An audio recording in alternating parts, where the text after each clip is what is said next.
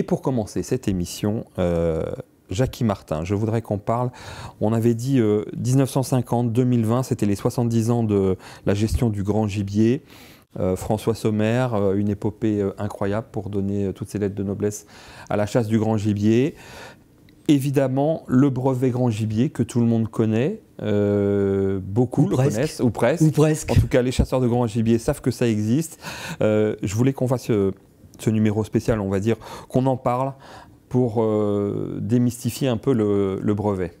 Oui. Alors, à charge à toi maintenant de nous faire saliver autour de ce brevet. Pourquoi est-ce qu'il faut le passer? Comment est-ce que ça se passe? Quelles sont les épreuves? Alors, juste un petit historique pour commencer.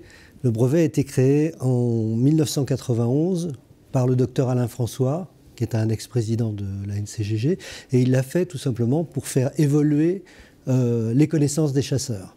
Donc, bon, ça a été un premier coup d'essai, et puis ensuite ça a essaimé dans toutes les associations départementales où les gens organisaient le brevet grand gibier. Aujourd'hui, on en est à peu près à 21 000 brevetés, 22 000 brevetés, et il y a 80 associations départementales qui organisent pratiquement chaque année une épreuve du brevet. C'est pas que pour les chapeaux à plumes et les chaussettes à pompons, comme on entend dire chez moi dans le sud-ouest. Alors pas du tout. En fait, il y a un éventail énorme de candidats au brevet. Ça va des plus jeunes. Là, on en a eu récemment un très très jeune, même presque trop jeune. Oui, on a entendu parler, effectivement. Mais bon, c'est arrivé, il a réussi, bravo à lui, c'est très très bien. Mais on a des gens de près de 80 ans qui viennent passer le brevet grand gibier. En fait, il suffit d'avoir envie. Ouais. L'état d'esprit, c'est quoi? C'est d'affiner ses connaissances, tout à fait, aussi bien, j'allais dire, techniques que cinégétiques. Technique et cinégétique, et c'est un éventail surtout extrêmement large, puisqu'on va de la connaissance des espèces de gibier, en passant par la sylviculture, l'équilibre forêt-gibier, la pathologie, les champignons, les fleurs, les feuilles, la législation. Enfin, c'est vraiment un éventail très très large de formations. On rentre bien plus en avant que ne le fait la formation du permis de chasser. Hein. C'est différent. On va rester là uniquement déjà sur le grand gibier. Il y a des épreuves aussi, des épreuves pratiques, des épreuves théoriques. Oui. Alors, l'épreuve théorique, d'abord, qui est unique et que passent tous les candidats au brevet. Et puis, 3 types d'épreuves pratiques: tir à la carabine, au sanglier courant, tir à l'arc ou vénerie. Vénerie, pour ceux qui ne veulent pas tirer, il y a des non-chasseurs qui viennent passer le brevet grand gibier, alors on leur fait passer le vénerie où il s'agit d'écouter des fanfares et de les reconnaître, tout simplement. Donc il n'y a pas de tir. D'accord. Donc ça c'est pour les veneurs ou les non-chasseurs, éventuellement.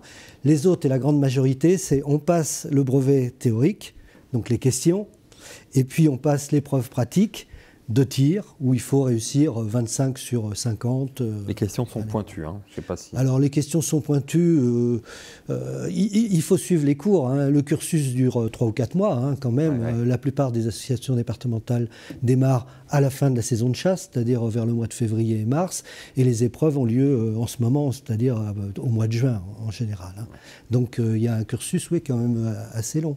Mais on y apprend tellement de choses, et ce qu'il faut, c'est tout simplement avoir envie d'améliorer ses connaissances. Et moi, j'estime que les chasseurs, ils en ont besoin souvent. Et là, ils sortent...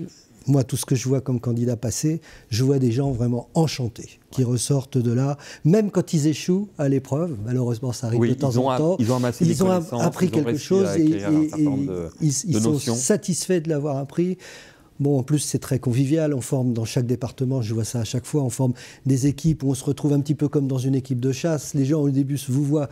8-15 jours après, tout le monde se tutoie, on se connaît, on s'appelle par les prénoms. Et qu'est-ce que tu fais? Tu chasses quoi? Et ils se forment un groupe comme ça, et c'est vraiment intéressant. On reprochait que ce soit un peu élitiste. Oui, je sais, mais non, je ne crois pas. En fait, est-ce que la meilleure connaissance, c'est être élitiste? Pas forcément. Non, pas forcément. Bon, il ne faut pas se le cacher, il faut travailler, quoi, hein. Parce que bon, il y a quand même beaucoup de thèmes, hein, qui sont abordés. Suivre les cours, bon, ça ne suffit pas pour réussir. Il y a le livre de révision, il y a le livre grand gibier qui est assez costaud. Mais celui qui travaille à la maison, qui en fait son livre de chevet, il réussit à tous les coups, hein. Bon, il y a 4 catégories qui sont prévues. Brevet jusqu'au brevet or. En fait, c'est dans la partie théorique. Il y a brevet argent, puis brevet or, que nous on appelle le brevet gestionnaire. La première catégorie, brevet argent, c'est 100 questions à laquelle il faut répondre à 80 bonnes questions, c'est-à-dire on a une marge d'erreur de 20% en fait, et passer à travers les 4 questions éliminatoires. Alors, il ne faut pas se faire une montagne des questions éliminatoires. En général, c'est le genre de truc où on dit à un chasseur, est-ce que tu as le droit de tirer dans un angle de 20 degrés? Ben voilà, par exemple. Donc, c'est vraiment des bases de la base. Hein. Oui. Et donc, bon, si on obtient plus de 80 bonnes réponses, 82, 83, 90, on passe à l'argent. Et là, il nous faut 30 questions. Et il faut répondre à 25 bonnes questions et passer à travers les 3 questions éliminatoires. Et à ce moment-là, on atteint le degré or. Le degré or, et on voit certains arborer fièrement leurs petits pins Tout à fait. brevet or. C'est pas un gage de... On passe pas partout avec ça, mais ça permet d'avoir un peu de... Ça donne une idée de l'engagement autour de l'achat. Absolument. Bon. Aujourd'hui, il y a de plus en plus de jeunes qui sont sensibilisés. Oui, je crois que nous on prospecte beaucoup sur les nouveaux permis. Alors, ça ne veut pas dire forcément jeunes. Moi, j'ai eu des majors de promotion, puisqu'ils sont classés, qui avaient près de 70 ans et qui étaient des jeunes permis.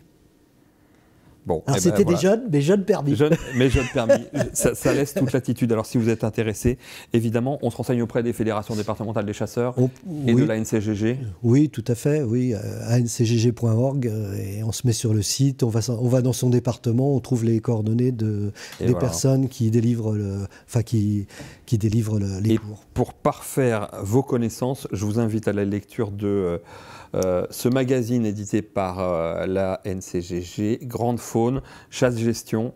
Il suffit de s'abonner. Il suffit de s'abonner pour sur le recevoir. Site de la NCGG. C'est toujours d'une très très grande qualité, aussi bien de l'iconographie que du contenu. Oui. Isabelle, qui a toujours des bonnes questions. Toujours des questions.